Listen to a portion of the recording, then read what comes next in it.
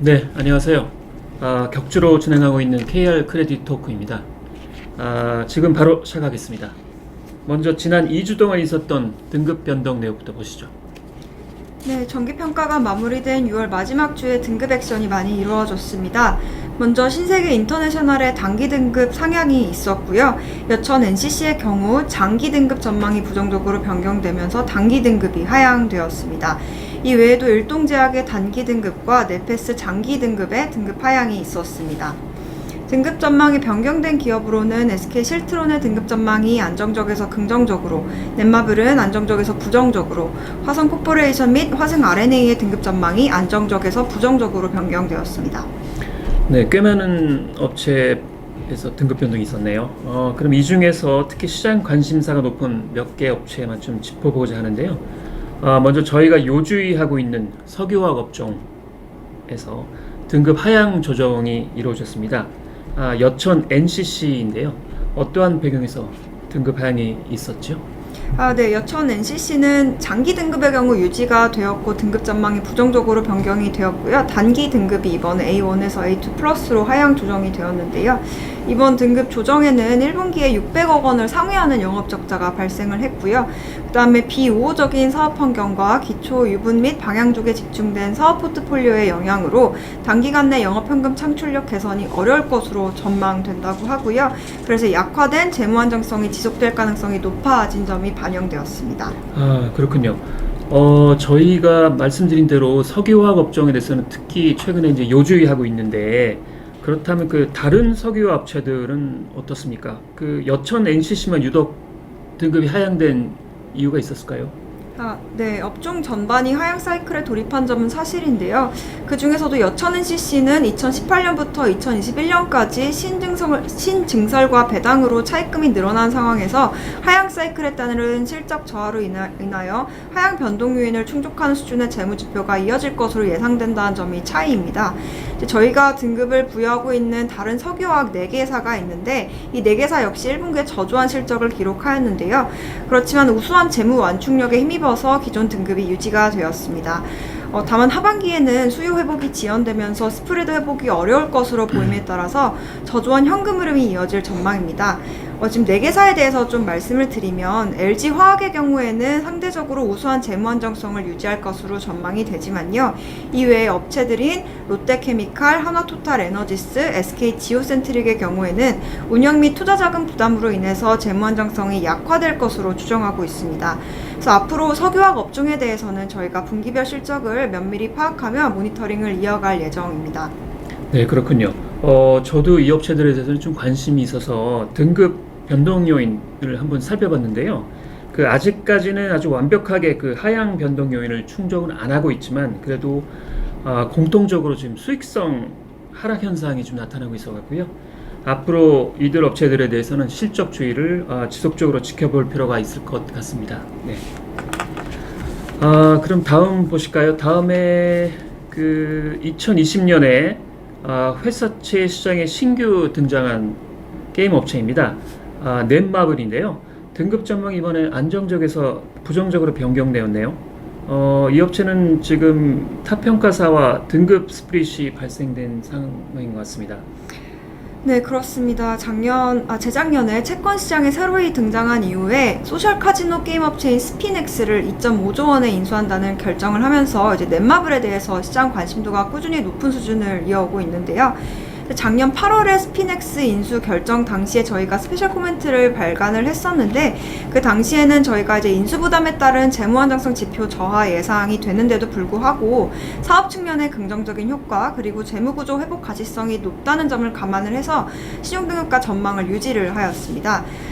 그런데 이번 올해 정기평가에서는 예상 대비 연간 수익성이 저하될 것으로 전망되는 점과 추가적인 재무구조 개선에 대한 모니터링이 필요한 점을 감안해서 등급 전망이 부정적으로 변경이 되었는데요. 먼저 수익성에 대해서 말씀을 드리면 올해 1분기 영업 적자를 좀 기록을 했습니다. 이거는 인건비와 무형자산 상각비와 같은 고정비 부담이 늘어난 것이 주요하게 작용을 했는데, 이제 재무구조의 경우에도 당초에는 저희가 재무 부담이 완화될 것으로 예상을 했지만 최근 주식시장 침체로 보유하고 있는 지분 가치가 상대적으로 낮아짐에 따라서 재무구조 개선 가능성에 대한 불확실성이 높아졌다고 합니다.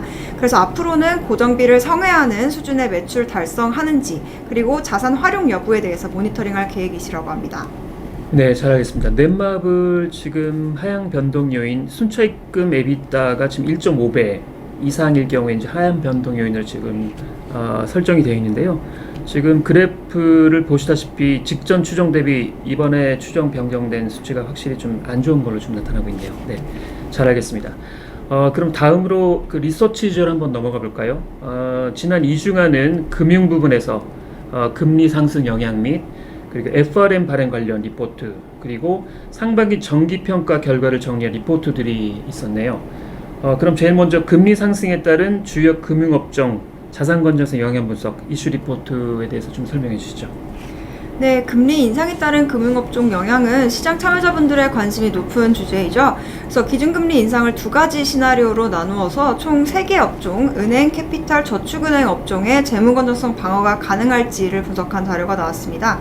그래서 시나리오 분석에 대해서 말씀을 드리면 첫 번째 시나리오에서는 기준금리를 100bp 인상하는 거, 시나리오 2에서는 200bp 인상되는 상황을 가정을 했고요. 그래서 현재 기준금리 1.75% 대비 시나리오 1에서는 2.75%, 시나리오 2에서는 3.75%를 가정했다 보시면 되고요. 그래서 이 세 업종에 속한 업체들의 자산 건전성 지표 수준을 분석하였다고 합니다. 그래서 조금 더 보수적인 두 번째 시나리오의 결과를 말씀을 드리면 각 업종의 추가 충당금 적립 필요액은 지금 각각 11.2조 원, 2.4조 원, 2.3조 원 수준이라고 하고요. 추가 적립액을 반영한 ROA 같은 경우에도 각각 0.4%포인트, 1.1%포인트, 1.7%포인트 하락할 걸로 추산된다고 합니다. 그래서 이렇게 기준금리 상승 시나리오를 반영해서 추정을 했을 때요, 이제 대손 충당금 적립 부담으로 인해서 이제 수익성과 재무 건전성에 부정적인 영향은 어쩔 수 없이 발생하겠지만, 이제 각 업종별의 현재 이익 창출 규모와 자기 자본 규모를 감안할 때 현재는 감내 가능한 수준으로 보고 계시다고 합니다. 그렇지만 물론 시나리오 분석 대비 부정적인 사업 환경이 장기화되는 경우에 대해서는 물론 모니터링이 필요하다고 보고 계시다고 합니다. 네, 잘 알겠습니다. 그럼 다음 볼까요? 최근에 특히 시장에서 질문이 많았죠. 그 여전사들의 FRN, 즉 변동금리부 사채 발행에 관한 코멘트가 있었습니다. 주로 어떤 내용이 담겨 있었죠? 네, 최근 가파른 금리 상승에 따른 투자 수요 약화로 인해서 캐피탈사들이 자금 조달에 좀 어려움을 겪고 있다고 지난 크레딧 토크에서 말씀을 좀 드렸었는데요. 그래서 변동금리채 발행에 대한 이제 이슈가 있었습니다. 보시면 저희 올해 6월 누적 기준으로 지금 발행 비중이 FRM 발행 비중이 60%를 상회하는 수준으로 크게 올라온 상황인데요.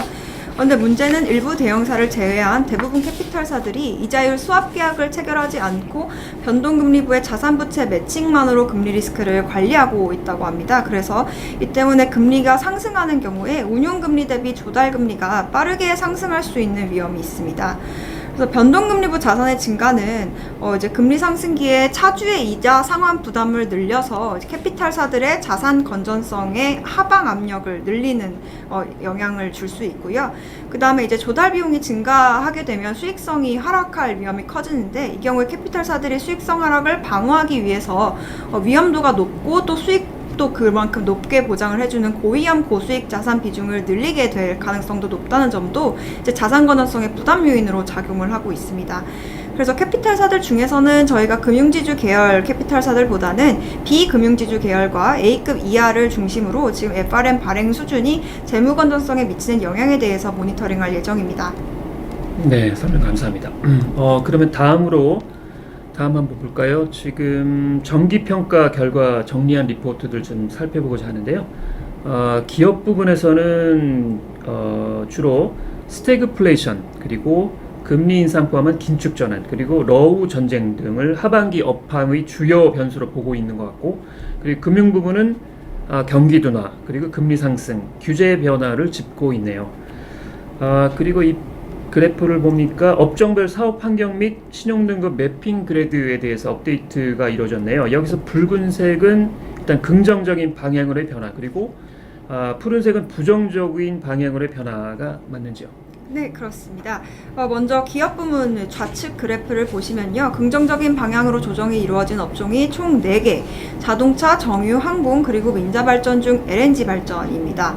부정적 방향의 조정은 더 많았는데요. 석유화학, 음식료, 건설, 디스플레이, 게임, 조선, 철강, 제약, 민자발전 중 석탄 발전, 이렇게 총 9개 업종이 변화가 있었습니다. 이 중에서 그리드 변화가 있던 업종들 일부 좀 짚어서 설명을 드리려고 하는데요.